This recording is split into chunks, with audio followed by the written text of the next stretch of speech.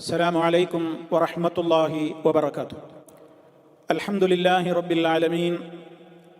اللهم صل على محمد وعلى آل محمد كما صليت على إبراهيم وعلى آل إبراهيم إنك حميد مجيد. أما بعد فاتقوا الله عباد الله. സ്നേഹമുള്ള സത്യവിശ്വാസികളെ, സഹോദരി സഹോദരന്മാരെ, സുഹൃത്തുക്കളെ, സലഫിക്കും വേണം ബദരീങ്ങൾ. എന്താണ് ഇങ്ങനെ ഒരു തലക്കെട്ട് ഇന്നത്തെ നമ്മുടെ സംസാരത്തിന് നൽകുവാൻ കാരണം എന്ന് ഒരു പക്ഷേ പല ആളുകളും ചിന്തിക്കുന്നുണ്ടായിരിക്കാം. അതിനെ സംബന്ധിച്ചാണ് ഇന്ന് എനിക്ക് നിങ്ങളോട് സംസാരിക്കുവാനുള്ളത്.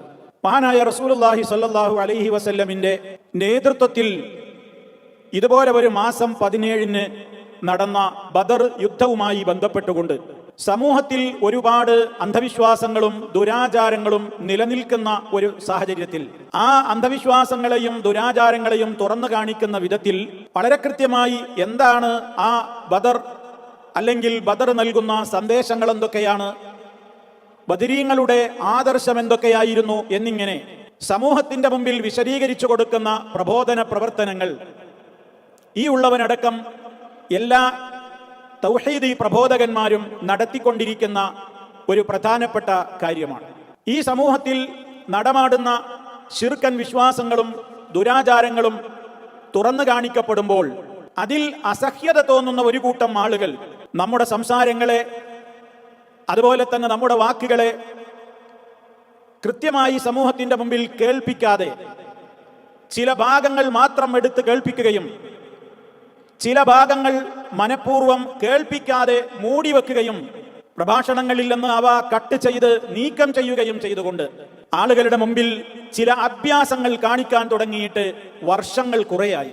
എത്രയോ വർഷങ്ങൾക്ക് മുമ്പ് നമ്മൾ ഷാർജയിൽ വെച്ച് തന്നെ മസ്ജിദുകളിൽ വെച്ച് നടത്തിയ പ്രഭാഷണങ്ങളുടെ ചില ഭാഗങ്ങൾ മാത്രം എടുത്ത് കണ്ടോ, ഞങ്ങളുടെ പണ്ഡിതന്മാരുടെ, ഞങ്ങളുടെ മുസ്ലിയാക്കന്മാരുടെ പ്രവർത്തനത്തിന്റെ ഫലമായി ഇതാ ഹുസൈൻ സലഫിയൊക്കെ ഇപ്പോൾ സുന്നിയായിരിക്കുന്നു, ബദരീങ്ങളെ ആദരിക്കണമെന്നിതാ ഇപ്പോൾ പ്രസംഗിക്കുന്നു, ബദരീങ്ങളെ ബഹുമാനിക്കണമെന്ന് പ്രസംഗിക്കുന്നു, ബദരീങ്ങളെ അവരുടെ പാത പിന്തുടരണമെന്ന് പ്രസംഗിക്കുന്നു.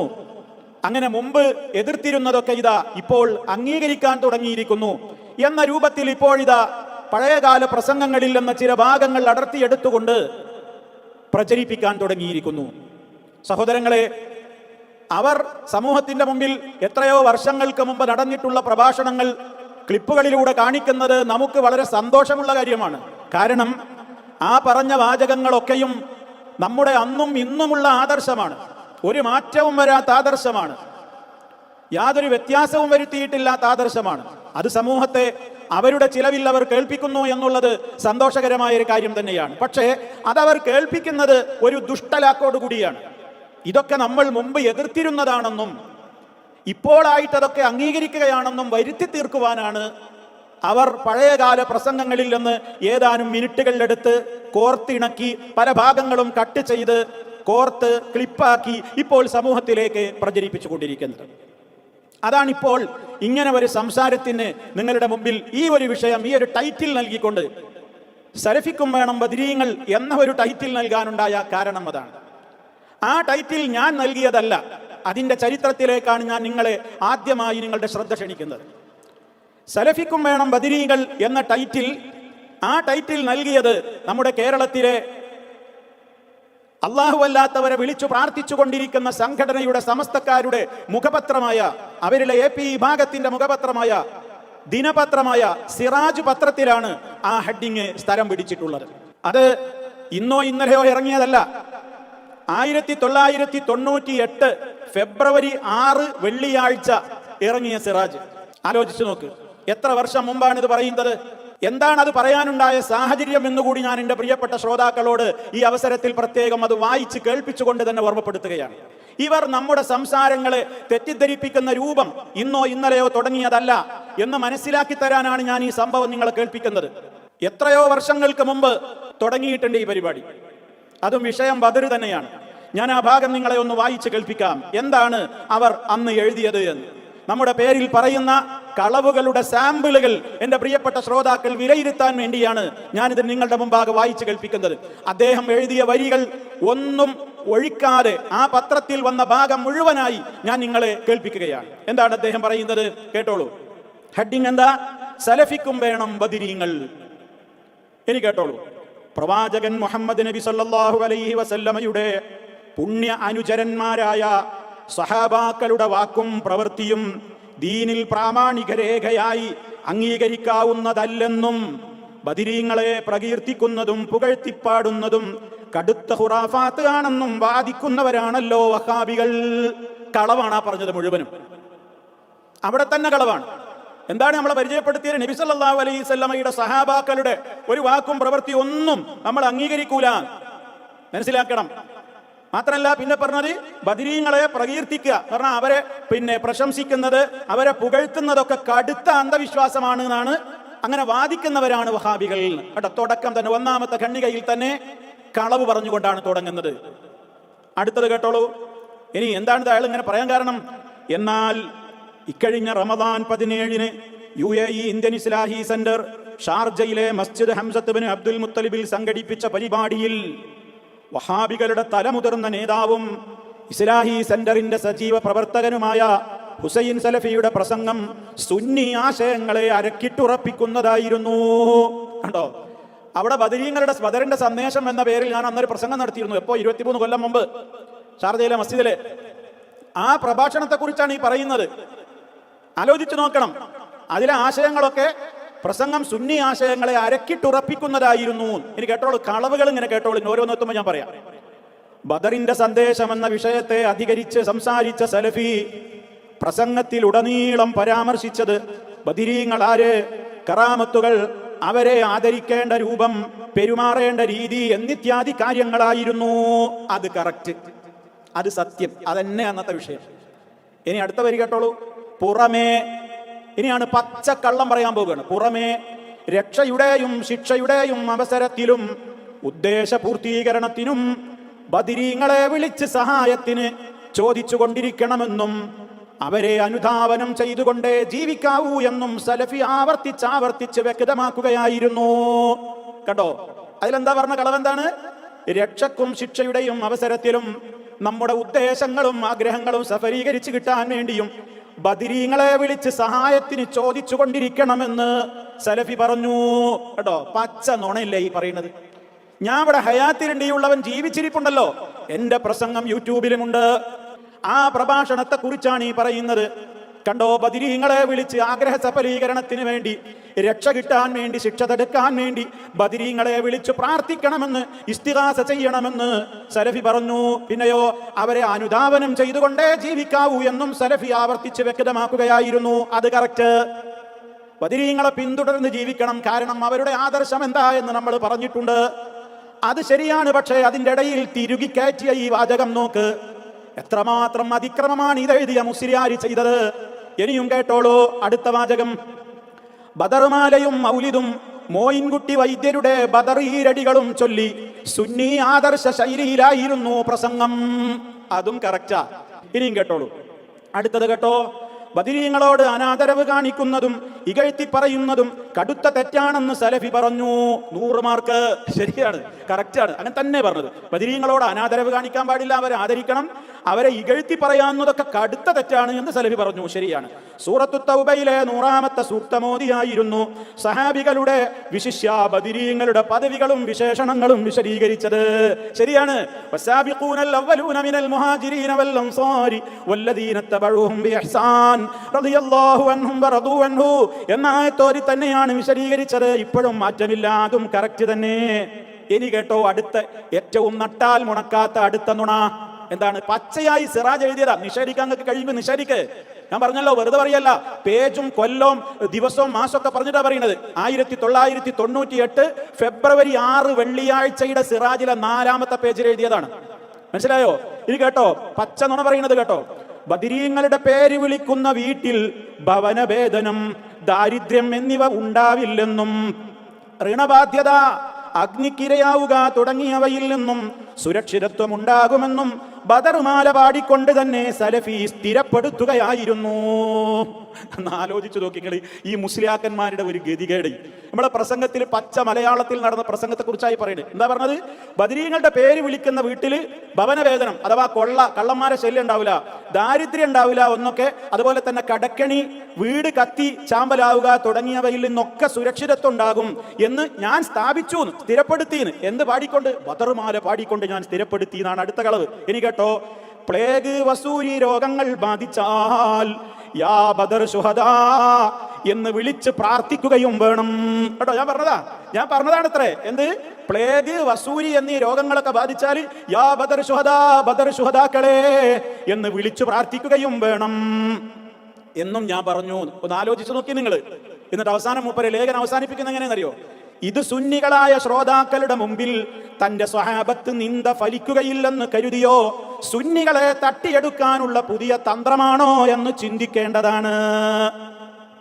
ഇതാണ് ലേഖനത്തിന്റെ ഫുൾ ഭാഗം നിങ്ങൾ കേട്ടത്. പേരൊക്കെ പറയും, ഒരു അബൂബക്കർ സഅദി, ഒരു സഅദി ബിരുദമുള്ള ഒരു മുസ്ലിയാർ, അയാളാണ് ഈ ആരോപണം ഈ ഉള്ളവന്റെ പേരിൽ ഉന്നയിച്ചത്. അതിന്റെ തലക്കെട്ടാണ് നിങ്ങൾ കണ്ടതെന്ത്? സലഫിക്കും വേണം ബദരീങ്ങൾ. അപ്പൊ മനസ്സിലായോ ഈ രൂപത്തിൽ എന്തിനാണ് പ്രിയമുള്ളവരെ ഇങ്ങനെ കളവ് പ്രചരിപ്പിക്കുന്നത്? ഇതാ കാലഘട്ടത്തിലെ സംഭവമാണ്. ഈ പ്രസംഗങ്ങളൊക്കെ നിങ്ങൾക്ക് യൂട്യൂബിൽ ലഭ്യമാണ്. അപ്പോൾ നിങ്ങൾ കാര്യങ്ങൾ തിരിച്ചറിയുക. ഇസ്ലാഹി പ്രസ്ഥാനത്തെ, സലഫി പ്രസ്ഥാനത്തെ ആളുകളുടെ മുമ്പിൽ താറടിച്ച് കാണിക്കുവാൻ വേണ്ടി നമ്മൾ കൃത്യമായി ബദരീങ്ങളെ എങ്ങനെയാണ് ആദരിക്കേണ്ടത്, ബഹുമാനിക്കേണ്ടത്, എങ്ങനെ പാടില്ല എന്ന് കൃത്യമായി ഈ 3 പ്രഭാഷണങ്ങളിലും വിശദീകരിച്ചിട്ടുണ്ട്.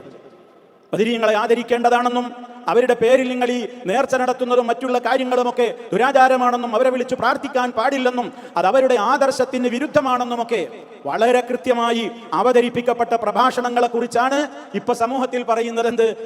പ്രസംഗത്തിന്റെ ക്ലിപ്പ് ഇട്ടിട്ട് അതിന്റെ അടിയിൽ ഇവർ തന്നെ അടിക്കുറിപ്പ് കൊടുക്കുക, ഹുസൈൻ സലഫി സുന്നിയായോ, ഹുസൈൻ സലഫി സുന്നി ആദർശത്തിലേക്ക് നമ്മുടെ ആളായി മാറി, നമ്മുടെ പണ്ഡിതന്മാരുടെ പ്രവർത്തനത്തിന്റെ ഫലമായി ഹുസൈൻ സലഫി ആകെ ഇപ്പോൾ യൂട്ടേണായി തിരിഞ്ഞു വന്നിരിക്കുന്നു എന്നിങ്ങനെ സമൂഹത്തെ, പാവങ്ങളായ ആളുകളെ ഏതെങ്കിലും വിധത്തിൽ തെറ്റിദ്ധരിപ്പിക്കാൻ പറ്റുമോ എങ്കിൽ അത്രയും ലാഭകരം എന്ന നിലക്കുള്ള ഈ പ്രവൃത്തി ഇവർ തുടങ്ങിയിട്ട് കാലം കുറയായി. എനിക്കിത് പ്രചരിപ്പിക്കുന്ന ആളുകളോട് പറയാനുള്ളത്, നിങ്ങൾക്ക് ആ പ്രസംഗത്തിന്റെ ബാക്കി ഭാഗങ്ങൾ സമൂഹത്തിന്റെ മുമ്പിലേക്ക് നിങ്ങൾ അയച്ചു കൊടുക്കുന്നവരിലേക്ക് അയച്ചു കൊടുക്കാൻ നിങ്ങൾക്ക് ഇലാ യൗമിൽ ഖിയാമ ധൈര്യമുണ്ടാവില്ല. നിങ്ങൾക്കതിന് കഴിയൂല. കാരണം അപ്പൊ നിങ്ങളുടെ ഉദ്ദേശം നടക്കൂല. ഇവരിപ്പോൾ കേൾപ്പിച്ചുകൊണ്ടിരിക്കുന്നതൊക്കെ നമ്മൾ ബദരീങ്ങളെ കുറിച്ച് പറഞ്ഞിട്ടുള്ള ഇസ്ലാമികമായ വശങ്ങൾ, എങ്ങനെയൊക്കെ നമ്മൾ അവരെ ആദരിക്കണം, ബഹുമാനിക്കണം എന്ന് പറഞ്ഞ ഭാഗങ്ങളാണ് ഇപ്പോൾ മുറിച്ച് കേൾപ്പിക്കുന്നത്. അതിന്റെ ശേഷം എങ്ങനെ പാടില്ല, ഏതെല്ലാം തെറ്റാണ് എന്ന് കൃത്യമായി തന്നെ വിശദീകരിക്കുന്നുണ്ട്. ആ ഭാഗം മൂടിവെക്കുകയാണ്. അപ്പൊ സഹോദരങ്ങളെ, എപ്പോഴും സത്യത്തെ കൃത്യമായി തന്നെ സമൂഹത്തിന്റെ മുമ്പിൽ നിന്ന് മറച്ചു പിടിക്കുവാൻ എക്കാലഘട്ടത്തിലും സത്യത്തിന്റെ ശത്രുക്കൾ പയറ്റുന്ന ഒരു ഏറ്റവും വലിയ വിദ്യയാണ്, വളഞ്ഞ വഴിയാണ്.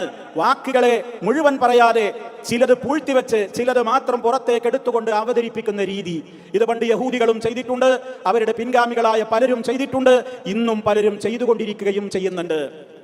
മാത്രമല്ല, നമ്മുടെ ആശയങ്ങൾ കൃത്യമായി സമൂഹത്തോട് എന്നും നമ്മൾ പറയുമ്പോൾ ആ ആദർശത്തെ എന്താണ്, ഏത് നിലക്കാണ് പറയുന്നത് എന്ന് സമൂഹത്തെ മനസ്സിലാക്കുവാനും കേൾക്കുവാനും സമ്മതിക്കാതെ പല വിധത്തിൽ അതിനെക്കുറിച്ച് തെറ്റിദ്ധരിപ്പിക്കാണ്ടോ ഇപ്പൊ സമ്മതിച്ചു എന്നാ പറയാ.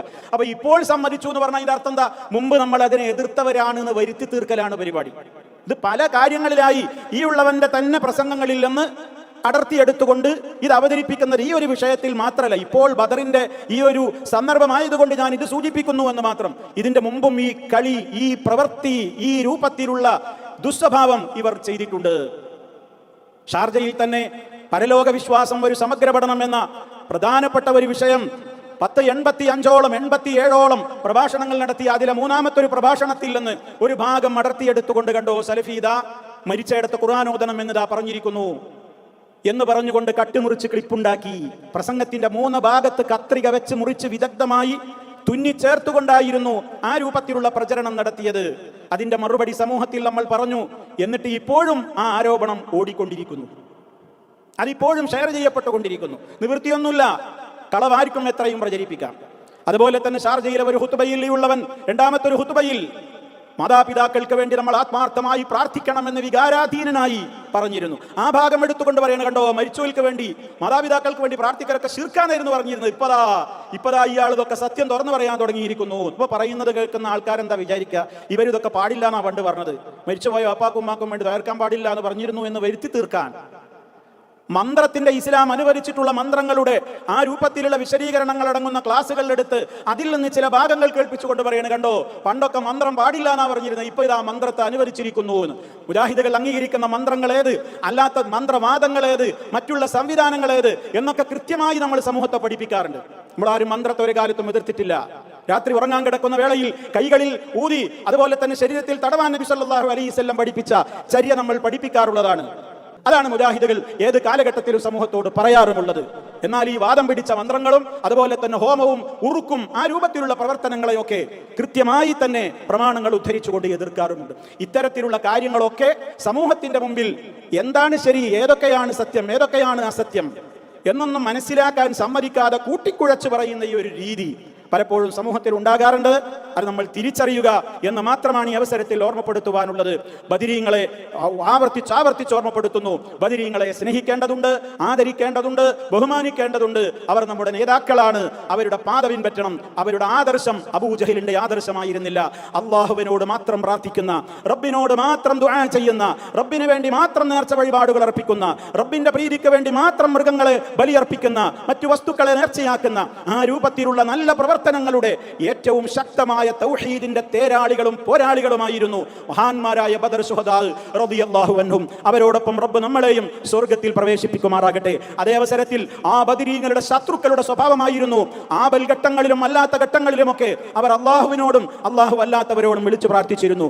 കടലിൽ വെച്ച് അറേബ്യൻ മുശ്രിക്കുകൾ കാറ്റും കോളും വന്ന് കപ്പൽ മുങ്ങുമെന്ന് വന്നാൽ മറ്റെല്ലാവരെയും വിട്ടുകൊണ്ട് അള്ളാഹുവിനെ മാത്രം വിളിച്ചു പ്രാർത്ഥിച്ചിരുന്നു എന്നുള്ളതായിരുന്നുവെങ്കിൽ ഇന്നത്തെ ചില ആളുകൾ കപ്പൽ മുങ്ങുന്ന നേരത്ത് പോലും ബദരീങ്ങളെ എന്ന് പറഞ്ഞുകൊണ്ട് കരഞ്ഞ് പ്രാർത്ഥിക്കുന്ന അനുഭവങ്ങളാണ് നമുക്കിന്ന് കാണാൻ കഴിയുന്നത്.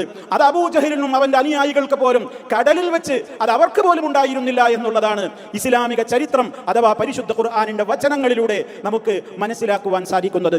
ആകയാൽ ബദരീങ്ങളുടെ ആദർശത്തെ പിന്തുടർന്നുകൊണ്ട് ഏത് കാലഘട്ടത്തിലും ആ പാതയെ പിൻപറ്റിക്കൊണ്ട് അവരെ സ്നേഹിച്ച് അവരുടെ ആളുകളായി തന്നെ മുന്നോട്ട് പോകാൻ റഹ്മാനായ റബ്ബ് നമുക്കെല്ലാവർക്കും തൗഫീഖ് പ്രദാനം ചെയ്യുമാറാകട്ടെ.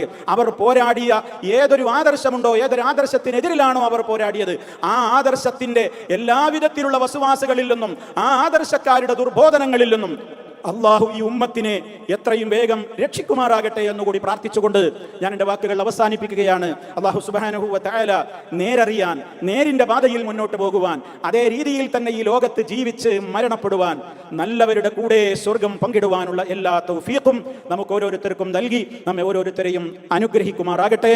വൽഹംദുലില്ലാഹി റബ്ബിൽ ആലമീൻ. വസ്സലാമു അലൈക്കും വറഹ്മത്തുള്ളാഹി വബറകാതുഹു.